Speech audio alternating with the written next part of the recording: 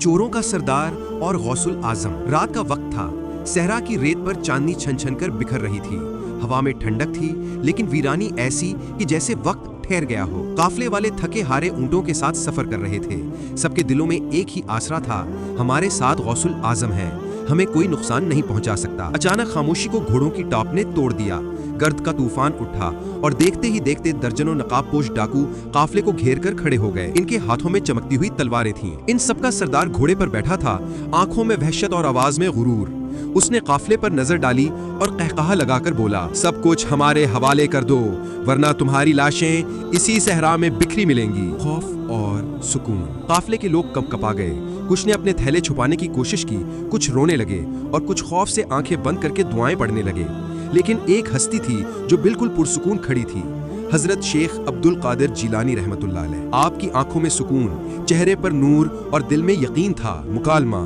डाकू सरदार ने घोड़े से उतरकर हजरत को घूरा और गुरूर से कहा, ऐ बूढ़े, तुम भी बाकियों की तरह सब कुछ दे दो, वरना तुम्हारा अंजाम भी बुरा होगा। हजरत गौसुल आजम ने बड़े सुकून से फरमाया, ऐ शख्स, तुम्हें खबर है किससे बात कर रहे हो? वो तंजिया हंसा, हाँ, लोग तुम्हें गौसुल आजम कहते हैं, लेकिन आज देखते हैं तुम्हारी बुजुर्गी का कितना जोर है। ये कहकर उसने तलवार खींची और धमकी देते हुए आगे बढ़ा। करामत का लम्हा। हजरत ने अपनी नजर बुलंद की। एक लम्हे के लिए सहरा की रात जैसे रुक गई।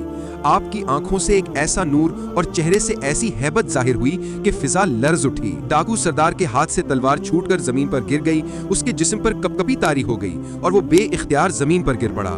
आंखों से आंसू बह निकले और जबान से सिर्फ ये अल्फाज निकले, हुजूर, मुझे माफ कर दीजिए, मैंने सारी उम्र गुनाह में गुजार दी, लेकिन आज आपकी एक नजर ने मेरा दिल बदल दिया, मुझे तौबा करा दीजिए। आंसुओं की बारिश। ये मंजर देखकर बाकी डाकू भी कांप गए। एक एक करके सब जमीन पर गिरने लगे।